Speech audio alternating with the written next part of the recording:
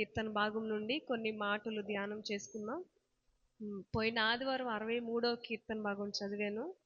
అది సమయం లేక నేను వివరించలేదు. ఈరోజు అందులో ఉన్న ఒక్క మాటను మీకు తెలియజేయాలని ఆశపడుతున్నాను. అలాగే 64వ కీర్తన భాగంలో కూడా ఒక మాటలో అందులో ఉన్న ఒక్క వచనం, ఇందులో ఉన్న ఒక్క వచనాన్ని కొన్ని నిమిషాలు మనం ధ్యానం చేసుకుందాం. 63వ కీర్తన భాగం మొదటి వచనాన్ని ఒకసారి చదువుకుందాం. ఒకసారి అందరూ బైబిల్ ఉన్నవాళ్ళు, చదవగలిగిన వాళ్ళందరూ కూడా ఒకసారి చదవండి. దేవా, నా దేవుడవు నీవే, వేకువనే నిన్ను వెతుకుదును. ఆ మొదటి భాగమును మీకు తెలియచేయాలని ఆశిస్తున్నాను. దావీదు ఏ సందర్భంలో ఈ కీర్తన భాగం రాశారంటే, ఆ పైన ఉంటది కదా, దావీదు యూదా అరణ్యంలో ఉండగా రచించిన కీర్తన. ఇక్కడేదో తను ఒక మంచి ప్యాలెస్లో ఉండి తనకి అన్ని మంచిగా, అంటే ఎటువంటి కష్టం లేకుండా సుఖవంతమైన ప్రదేశంలో ఉండి రాయట్లేదు, కానీ అరణ్యంలో తరమబడుచున్న సందర్భంలో ఈ కీర్తన రాస్తున్నట్లు మనం చూస్తున్నాం. గడిచిన దినాల్లో కొన్ని కీర్తనలు ధ్యానించినప్పుడు ఏ పరిస్థితులు అతను రాశాడో మీకు అనేక సార్లు చెప్పి ఉన్నాను. ఇక్కడ సౌలుచే తరమబడుతున్నప్పుడు ఆ అరణ్యంలో దాక్కున్న సందర్భంలో అక్కడ తనకి దేవుని పట్ల ఎంత ప్రేమ ఉంది, దేవుని సన్నిధి పట్ల తన హృదయంలో ఎంత ఆశతో ఎదురు చూస్తున్నాడో ఈ భాగంలో తెలియజేస్తున్నాం.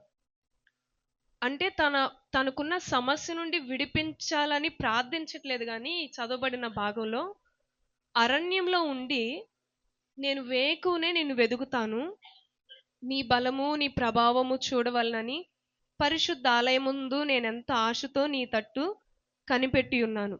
అంటే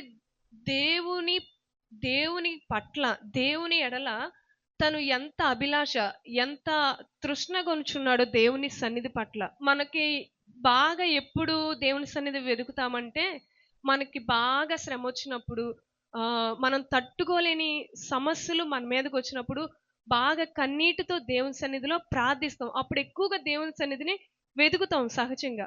కానీ ఇక్కడ దావీదు భక్తుడు ఏ సందర్భంలో దేవుని సన్నిధి వెతుకుతున్నాడంటే, తను అరణ్యంలో ఉన్నప్పుడు వేకువ జామున దేవునికి ప్రార్థించుట ద్వారా కలిగే ఉపయోగాలు, లాభాల గురించి కొన్ని మాటలు మీకు తెలియచేయాలని ఆశిస్తున్నాను. దేవునికి మన జీవితంలో మొట్టమొదటి స్థానం ఇవ్వటం వల్ల దేవుడు మన జీవితాన్ని ఆశీర్వాదకరంగా మారుస్తాడు. కొన్నిసార్లు మనం మొదట లేవగానే ఇప్పుడున్న పరిస్థితుల్లో మొట్టమొదటిగా మనం చేసే పని ఏంటంటే ఫోన్ చూస్తాం. పడుకున్న ప్రదేశంలోనే ఫోన్ కోసం వెతుకుతూ ఉంటాం. అవునా కదా? సో ఈరోజు దేవుడు మనతో మాట్లాడుతున్న మాట ఏంటంటే, వేకువనే మొదటిగా దేవుణ్ణి మనం వెదకాలి. ఎప్పుడు మొదటి స్థానం దేవునికి మనం ఇస్తామో ఆ దినమున దేవుడు మనకి తన గైడెన్స్, ఆలోచనిచ్చి నడిపిస్తాడు. అంటే మనం ఏ మార్గంలో నడుచుకోవాలో తన యొక్క జ్ఞానాన్ని మనకి అనుగ్రహిస్తాడు. అలాగనే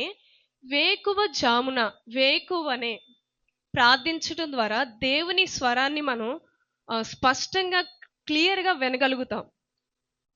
ఇప్పుడు తెల్లవారుజామున కాకుండా మన పనులు స్టార్ట్ చేసేసిన తర్వాత ప్రార్థించడానికి మనం కూర్చున్నాం అనుకోండి, అంతకు ముందు వరకు కూడా సరే 4 గంటలకి 5 గంటలకి ప్రేయర్ చేసుకోవాల్సిన సమయాన్ని కాకుండా ఇంకా మన పనులు స్టార్ట్ చేసిన తర్వాత మనం ప్రేయర్ కూర్చున్నాం అనుకోండి, ఆ దినములో కొంత పని చేసిన చిరాకు, కొన్ని ఒత్తిళ్ళు, డిస్టర్బెన్స్ ఖచ్చితంగా మన మీద ప్రభావం చూపుతూ ఉంటాయి. మనం మొదటిగా లేచిన వెంటనే దేవుని సన్నిధిని వెతికినప్పుడు దేవుని యొక్క స్వరాన్ని వినగలుగుతాం. అలాగే దేవుని యొక్క చిత్తాన్ని కూడా తెలుసుకోగలుగుతాం. ఎక్కువగా ప్రార్థనలో గడపడానికి వేకువజాము ప్రార్థన చాలా ఉపయోగకరంగా ఉంటుంది. వేకువజామున ప్రార్థన చేసిన 3 వ్యక్తుల గురించి మీకు తెలియజేస్తాను. ఈయన చాలా గొప్పవాడు. అసలు ఈ సర్వాన్ని సృష్టించిందే ఆయన. మార్కు సువార్త 1వ అధ్యాయము 35వ వచనంలో ఉంటది. మార్కు సువార్త 1:35 వచనం. ఆయన పెందల కడనే లేచి ఇంకను చాలా చీకటి ఉండగానే బయలుదేరి అరణ్య ప్రదేశమునకు వెళ్ళి అక్కడ ప్రార్థన చేయుచుండెను. ఈయనెవరంటే యేసు ప్రభువారు. ఆయన ప్రార్థించాలంటారా? ఆయన పాపంలో పడిపోయే అవకాశాలు ఉంటాయి అంటారా? ఆయన సర్వ సృష్టికర్త కదా. ఆయనే పెందల కడలేచి ఇంకా చీకటిగా ఉన్నప్పుడే తనున్న స్థానంలో ఉండలేదు కానీ ఏకాంతంగా ప్రార్థించడానికి తనున్న స్థానాన్ని విడిచి అరణ్య ప్రదేశానికి ఒంటరిగా వెళ్ళాడు. ఇది మనకి చాలా ప్రోత్సహించే మాట. దేవాతి దేవుడే ఈ లోకంలో జీవించినప్పుడు, ఆయన ఈ లోకంలో 33.5 సంవత్సరాలు జీవించారు కదా. ఆయన ఎంతో పోరాటాల మధ్య, అవమానాల మధ్య, నిందల మధ్య ఆయన నడిచారు. తండ్రి సహాయాన్ని ఆయన కోరుకున్నారు ఈ ప్రార్థన ద్వారా. ఆయన పెందల కడ లేచి అరణ్య ప్రదేశంలోకి వెళ్ళి, మనం ఈరోజు దేవుడు పర్లేదు గూడు లేకుండా ఎవ్వరు లేరు కదా, ఒక చిన్న గుడిసైన దేవుడు మనకిచ్చాడు. చలిగాల్లోనో వర్షంలోనో దేవుడు మనల్ని పెట్టలేదు కదా, కనీసం చిన్న స్థావరమైన దేవుడు మనకిచ్చాడు. మనం అరణ్యంలో క్రూర మృగాలు ఉంటాయి, వాతావరణ పరంగా చాలా ఇబ్బంది ఉంటుంది. ప్రార్థించడానికి ఆయన అరణ్య ప్రదేశానికి వెళ్ళాడు. మనల్ని అరణ్య ప్రదేశానికి వెళ్ళమని దేవుడు చెప్పట్లేదులే కానీ, మన ఉన్న గృహంలోనే మొదట మనం లేచినప్పుడు మొదటిగా దేవునికి మనం స్థానం ఇచ్చినప్పుడు, దేవుడు ఆ దినమున మనం ఎదుర్కోబోయే సమస్యలు మనకు తెలుస్తుందంట. ఈరోజు మనం ఏ సమస్యలు ఎదుర్కొంటామో, ఏ పరిస్థితి గుండా మనం వెళ్తున్నాం మనకు తెలుస్తుందా? తెలీదు. మన జీవము ఏ పాటిది, రేపేమి సంభవించునో మనకు తెలియదు. మరుక్షణం మన జీవితంలో ఏం జరుగుతుందో మనకు తెలియదు. కనుక మనం మొదటిగా దేవుని సహాయాన్ని కోరుకున్నప్పుడు దేవుడు ఆ దినము కావలసిన ఆ యొక్క ఆలోచన ఇచ్చి దేవుడు మనల్ని నడిపిస్తాడు. అలాగే దావీదు భక్తుడు కూడా వేకువనే దేవుణ్ణి వెతికాడు. దానియేలు కూడా రోజుకు 3 మారు ప్రార్థించారు. మీకు మొన్న ఒక చిన్న సాక్ష్యం నేను చెప్పాను. ఈ వేకువజాము ప్రార్థనలు ప్రారంభించినప్పుడు 3 గంటలు దేవునితో నేను గడుపుతున్నాను, ఇంకా చాలా సంతోషంగా ఉందని చెప్పా. ఇంకా ఆ రోజంతాలో నేను ఖాళీగా ఉన్నా కానీ ఇంకా నేను కాసేపు నా పనులు చేసుకుంటే ఇలా ఉండొచ్చు, నా ప్రార్థన సమయం అయిపోయింది కదా అని చెప్పి నా మనసులో నేను ఆరాట పడుతున్నా. దేవుడు ఒక దర్శనాన్ని చూపించారని చెప్పాను కదా. ఒక వ్యక్తి ప్రతి గంట దేవునికి మోకరించి కృతజ్ఞతలు చెల్లిస్తున్నారు. అంటే దీని అర్థం ఏంటంటే, ప్రతి క్షణము కూడా మనం ఈ యొక్క గంట, ఈ గడియ నుండి మరొక గడికి దాటామంటే దాన్ని బట్టి దేవునికి కృతజ్ఞతలు చెల్లించాలి. అలాగనే వేకువజాము ప్రార్థన చేయడం ద్వారా దేవునికి మనకున్న ఆత్మీయ సంబంధం మరింత బలపడుతుంది. ఎంతమంది వేకువజాము ప్రార్థన ద్వారా ఆశీర్వదించబడుతున్నారు? ప్రేయర్ గ్రూప్లో జాయిన్ అయిన వాళ్ళు కొంచెం మంది ఇక్కడ ఉన్నారు, చాలా మంది బయట ప్రాంతాల్లో ఉన్నారు. నేను ఒక సాక్ష్యం చెప్పొచ్చు. మొదటి సాక్ష్యం నాదేనేమో.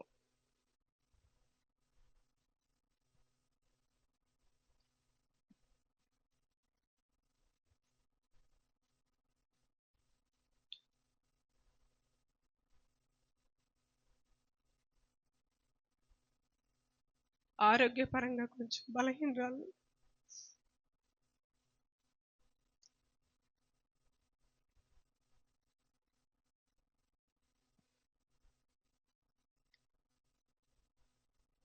ఈ యొక్క ప్రేరేపణ దేవుడు నాకు ఇచ్చాడు.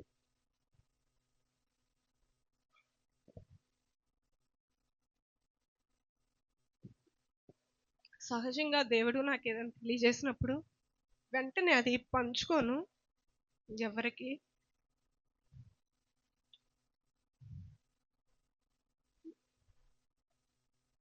అయితే నవంబర్ మాసంలో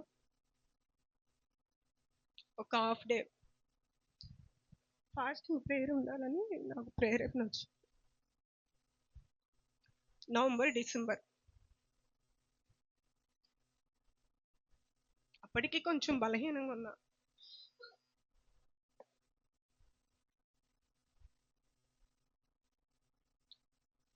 స్టార్ట్ చేశాను. ఇంకా బలహీనత ఎక్కువైంది.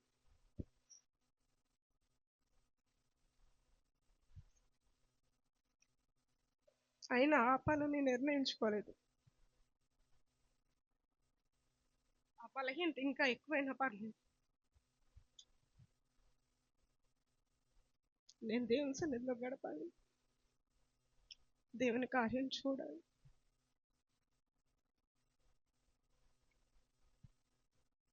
అలా 2 వీక్స్ జరిగింది. అది మెడిసిన్ వాడినా పోలేదు, కానీ ఎప్పుడైతే ప్రార్థన చేశానో దేవుడు దాని నుండి సంపూర్ణ స్వస్థత ఇచ్చాడు. అలాగే నేను ఎర్లీ మార్నింగ్ లెగిస్తే కొంచెం ఇబ్బంది పడతా. దానివల్ల నేను చదువుకోవడానికి హాస్టల్ ఉన్నప్పుడు కూడా కొంచెం ఇబ్బంది పడ్డాను. నేను ఎక్కడికన్నా వెళ్ళాలన్నా హాలిడేస్లో మా పెద్దమ్మోళ్ళ ఇంటికి వెళ్తా. అక్కడ నన్ను లేపరు పొద్దున్నే. ఇంకెక్కడికి వెళ్ళాలన్నా నేను ఇష్టపడను. ఒకవేళ వాళ్ళు ఉదయం లేకపోతే వాళ్ళ మనసు లేదన్నా అనుకుంటారేమో. నేను 10th క్లాస్ చదివేటప్పుడు కూడా 4 o'clockకి మాకు ట్యూషన్ ఉండేది. ఆ టైంలో కూడా మా డాడీతో చెప్పించి నేను ఆ ట్యూషన్స్కి వెళ్ళేదాన్ని కాదు. ఏంటో తల తిరిగినట్టు, వామిటింగ్ ఫీలింగ్ అలా వస్తున్నట్టు అనిపించేది. అలా స్కూల్లో కూడా పడిపోయిన దినాలు ఉన్నాయి.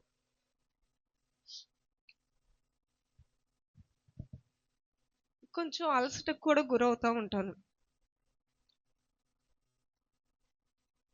మధ్యరాత్రులు ఎప్పుడైనా మెలకు వస్తే చాలా కష్టం. మళ్ళా ప్రశాంతంగా నెమ్మదిగా నిద్రపోవాలని. అయితే మమ్మీ వాళ్ళు ప్రేయర్ గ్రూప్ స్టార్ట్ చేశారు. అది చెప్పినప్పుడు వాళ్ళు 3 గంటలకి 2 గంటలకు కూడా ప్రేయర్ స్టార్ట్ అవుతుందంట.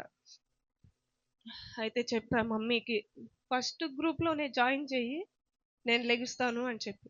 ఒకరోజు లేగలేదని ఆపేయొద్దు, అలా కంటిన్యూ చెయ్యి, అది నేను పాల్గొంటాను అని చెప్పి. అలా మమ్మీ వాళ్ళ గ్రూప్లో కొన్ని రోజులు నేను పాల్గొన్నాను.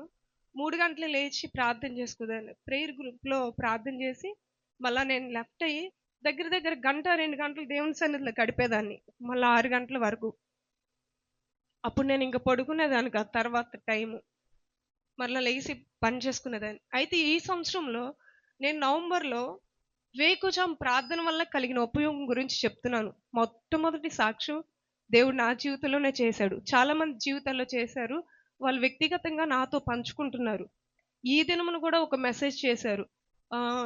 వైజాగ్ నుంచి మా కొలీగ్ ఒకళ్ళు జాయిన్ అవుతారంట మన ప్రేయర్ గ్రూప్లో. దగ్గరగా మొత్తం బాయ్స్ది స్త్రీలది కలిపి ఒక 40 మంది దాకా చేరారు.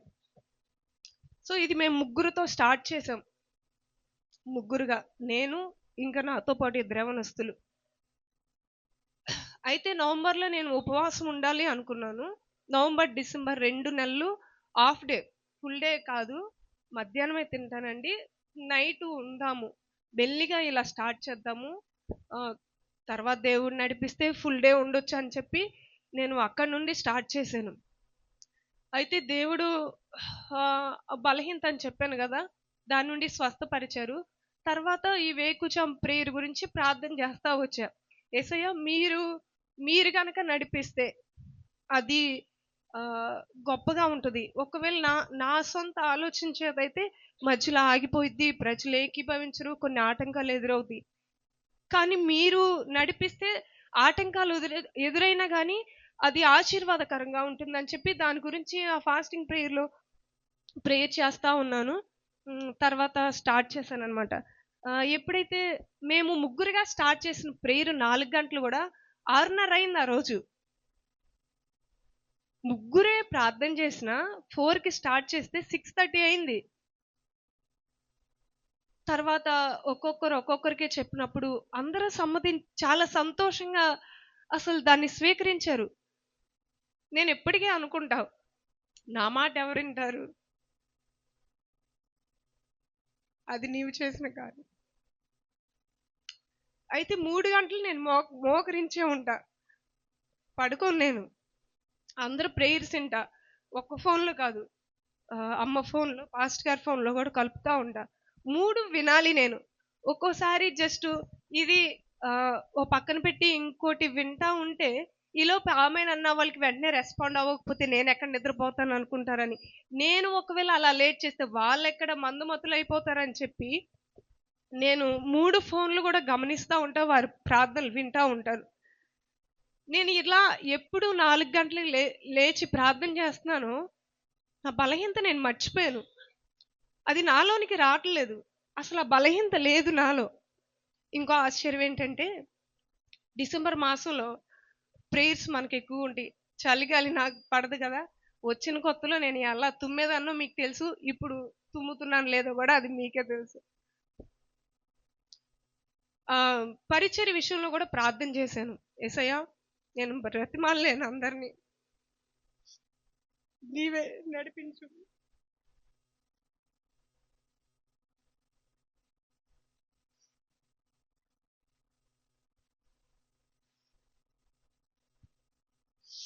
ఇంకోటి 4 గంటలకి 31st కానీ ఫస్ట్‌న లేచినప్పుడు ఫుల్లు అన్నీ కట్టేసుకుని బయటికి రావాలి నేను.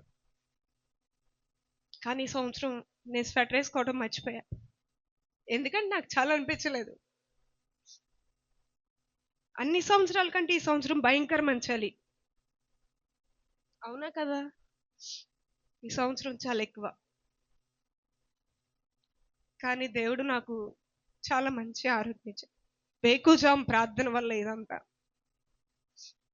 మీ జీవితాల్లో ఎంత కఠినమైన పరిస్థితి అయినా తీర్మానం చేసుకోండి. ఆ చేసుకున్న తీర్మానంలో నిలబడడానికి ప్రయత్నం చేయండి. అది మన వలన కాదు నిలబడటం. దేవుని సహాయాన్ని మనం కోరుకున్నప్పుడు దేవుడు మనల్ని నిలబెడతాడు. ఇంకోటి ఏంటంటే, ఆ దినమును ఎలా నడుచుకోవాలో మనకు తెలియదు. దేవుని ఆలోచన మనం తీసుకున్నప్పుడు ప్రతిరోజు లేచినప్పుడు కూడా ఈరోజు ఎటువంటి పరిస్థితి ఎదురవబోతుందో తెలియదు ప్రభా.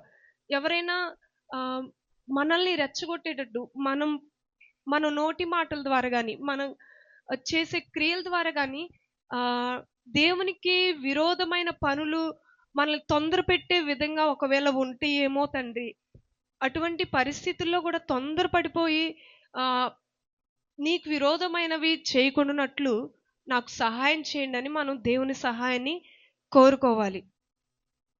నిజంగా 12ంటికి పడుకున్నా, 1 గంటకు పడుకున్నా, 3 గంటలకి ఇంకో సాక్ష్యం ఏంటంటే, అద్భుతమైన విషయం, 31వ రాత్రి 3 గంటలకో 2:30కో పడుకున్నాను నేను. ఆ రాత్రి ప్రార్థన చేసుకున్నా. ఒక్క పావు గంట పడుకున్నా, అరగంట పడుకున్నా. 7-8 గంటలు నిద్రపోయినంత ఆరోగ్యం నాకు ఇవ్వండి యేసయ్య.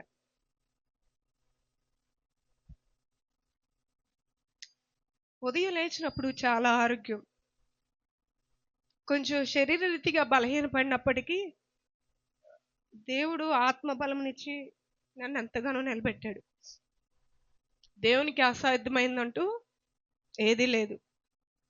మీరు కూడా వేకుజామున, ఉదయమున మొదటిగా దేవునికి మన జీవితాల్లో ఎప్పుడైతే ప్రాధాన్యత ఇస్తామో దేవుడు మన జీవితంలో గొప్ప కార్యాలు జరిగిస్తాడు. అలాగే 64వ కీర్తన భాగంలో కూడా ఒక్క మాట చెప్పి నేను ముగిస్తాను. 3వ వచనం. 63లో ఇప్పటి వరకు చెప్పింది ఏంటంటే, వేకుజాము ప్రార్థన చాలా శ్రేష్టమైనది, విలువైనది. మన జీవితాలని మారుస్తుంది. అది మన కుటుంబ సమస్యలను మారుస్తుంది. అన్నిటికంటే ముఖ్యంగా మన ఆత్మీయ స్థితి ఇంకా దేవునికి దగ్గర పడుతుంది. 64 3వ వచనం నుండి కొన్ని మాటలు, మన మాటలు ఏ విధంగా ఉండాలని ఈ నూతన సంవత్సరంలో దేవుడు తెలియచేయాలని ఆశిస్తున్నారు. ఒకడు కత్తికి పదును పెట్టినట్లు వారు తమ నాలుకలకు పదును పెట్టుదురు. కత్తికి పదును ఎందుకు పెడతారండి? కత్తి హానికరమైంది కదా. సో ఇక్కడ దావీదు యొక్క శత్రువులు ఆయుధాలుగా కత్తులు కాదు కానీ వారి నాలుకను ఆయుధాలుగా చేసుకున్నారు. నాలుక దేనికి ఇక్కడ కనబడుతుందంటే కత్తి, వారి మాటలేమో బాణాలుగా ఉన్నాయి. బాణం దగ్గర నుంచి గురి చూసి కొడతారా? దూరం నుండి బాణం అన్నది అంటే మాటల ద్వారా గాయపరచడం, మనసును గాయపరచడం. కత్తికి పదును పెట్టడం అంటే సిద్ధం చేయడం, ఒక పని చేయడానికి, ఒక ఒక చెట్టు నరగడానికి, లేకపోతే ఇంకా ఏదన్నా వర్క్ చేయడానికి దాన్ని పదును పెట్టడు. అంటే ఒక వ్యక్తి మీద కారణం లేకుండా ఉద్దేశపూర్వకంగా మాటల ద్వారా సిద్ధపడటం అన్నమాట. కొన్నిసార్లు మన మీద కూడా ఇటువంటి పరిస్థితులు రావచ్చు. మనకు తెలియనివి, ఆహ్, మనకి అసలు మనం చేయనివి, మనం అనని మాటలు మన మీదకి ఇలాగే రావచ్చు కొన్నిసార్లు. ఉద్దేశపూర్వకంగా ప్లాన్ చేసి మాట్లాడే మాటలుగా. నాలుకతో పాపం చేయడం అన్నది అది చిన్న విషయమేం గాదు. నాలుక చిన్న అవయవమే అయినప్పటికీ అది బహుగా ఆధారపడుతుందంట. అవునా కదా? ఒక్క మాట కుటుంబాల్ని నాశనం చేసేస్తది. ఒక మాట మనిషి ప్రాణం గూడా తీయగలదు. కత్తితో వెళ్లి హతం చేయక్కర్లేదు గానీ, ఒక మాట మాట్లాడితే చాలు. చనిపోయిన వారు చాలా మంది ఉన్నారు. మత్తయి సువార్త 12:34లో కూడా ఒక మాట ఉంటది. హృదయము నిండిన దాన్ని బట్టి నోరు మాట్లాడుతది. మన మాటలు మన హృదయంలో ఏముందో కూడా తెలియజేస్తది. నువ్వు కీడుకరమైన మాటలు మాట్లాడుతున్నావా, మన నోటి మాట ద్వారా అది తెలియపరచబడుతుంది. మేలుకరమైన మాటలు మాట్లాడుతున్నామా, అది మన మాట ద్వారానే తెలియపరచబడుతుంది. ఇక్కడ 2 మాటలు నేను తెలియచేయాలని ఆశిస్తున్నాను. ఈ దినం మనం గాయ గాయపడుతున్న వారిగా ఉన్నామా, లేకపోతే మన మాటల ద్వారా ఇతరుల్ని గాయపెట్టే వారిగా ఉన్నామా? మన గురించి, మన విశ్వాసం గురించి, లేకపోతే మన కుటుంబం గురించి ఎవరైనా మన మీద ఇలాగే ఉద్దేశపూర్వకంగా మాటలు మాట్లాడుతున్నారా? మన నోటితో మనం జయించలేము. ఆ పరిస్థితిని దావీదు వలె దేవునికి అప్పగించినప్పుడు దేవుడు మనల్ని విడిపిస్తాడు. ఒకవేళ మన మాటలను బట్టి ఎవరినైనా గాయపరిచి వారి మనసుని బాధ పెట్టే వారిగా ఉంటే ఈరోజు దేవుని సన్నిధిలో మనం అడగాలి. అసలు దేవుని వాక్యం ఉంది, రక్షించబడిన మన నోటి నుండి ఎటువంటి బూతులైనను సరసోక్తులైన మాటలు రాకూడదు. పరిశుద్ధమైన వచనమే, కృతజ్ఞత వచనమే మన నోటి నుండి రావాలి కానీ ఎటువంటి బూతు మాటలు కూడా మన నోటి నుండి రాకూడదు. ఒకవేళ ఇంకా మనలో అటువంటి పాపము లోపము దాగి ఉంటే దేవుడు ఈ మధ్యాహ్నం అంతా తెలియజేస్తున్నాడు, అటువంటి నాలుకను కాల్చివే ప్రభా. యెషయా భక్తుడు కూడా ప్రార్థన చేస్తాడు 6వ అధ్యాయంలో అనుకుంటా.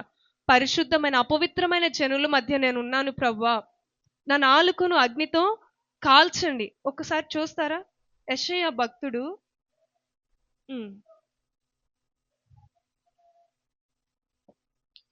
6వ అధ్యాయము 5వ వచనం.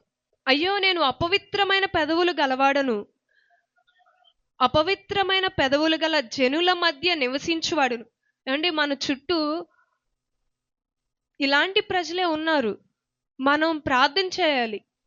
ఆ పవిత్రమైన జనుల మధ్య నా నాలుకను నేను అపవిత్రపరచుకున్నట్లు నన్ను కాల్చు ప్రభువా, నా నాలుకను పరిశుద్ధపరచు. వారి అపవిత్ర మాటలకు నేను వారితో ఏకీభవించుకున్నట్లు నాకు సహాయం చేయండి ప్రభువా, నన్ను పరిశుద్ధపరచండి ప్రభువా అని ఇక్కడ భక్తుడు ప్రార్థించినట్లు మనం ప్రార్థించాలి. నేను నశించితిని, రాజును సైన్యములకు అధిపతియగు యెహోవాను నేను కన్నులారా చూచితిని అనుకుంటుని. అప్పుడు ఆ శరాపులలో ఒకడు తాను బలిపీఠం మీద నుండి కారుతో తీసిన నిప్పును చేత పట్టుకుని నా ఎద్దుకు ఎగిరి వచ్చి నా నోటికి దాన్ని తగిలించి, ఇది నీ పెదవులకు తగిలెను గనుక నీ పాపమునకు. మనం ఏ ప్రజల మధ్య ఉన్నామండి? అపవిత్రమైన జనుల మధ్య ఉన్నాం. కొన్నిసార్లు వారి మాటల్లో మనం కూడా ఏకీభవిస్తాం, మనం కూడా అపవిత్రపరచబడుతున్నాం. మన మాటల ద్వారా ఇతరుల్ని గాయపరిచే వారిగా ఉండకూడదు కానీ గాయపడిన వారిని ఆదరించేటట్టు, స్వస్థపరిచేటట్టు మన నోటి మాటలు ఉండాలి.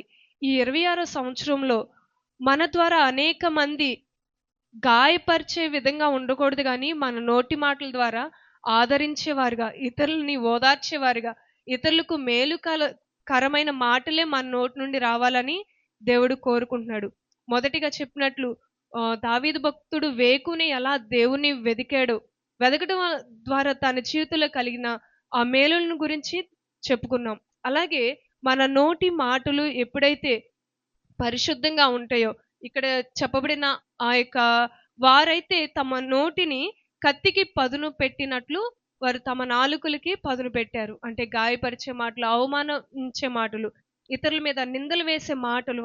మనము రక్షించబడిన మనమైతే వారి వలె కాదు గాని మన నోటి మాటల ద్వారా ఇతరులకు ఆదరణ కలిగేటట్లు, ఇతరుల్ని ధైర్యపరిచే విధంగా, ఇతరుల్ని ప్రోత్సహించే విధంగా మన మాటలు ఉండాలని దేవుడు తెలియజేస్తున్నాడు. ఈ కొద్ది మాటలు దేవుడు మన వినికిడిలో దీవించును గాక. ఆమేన్.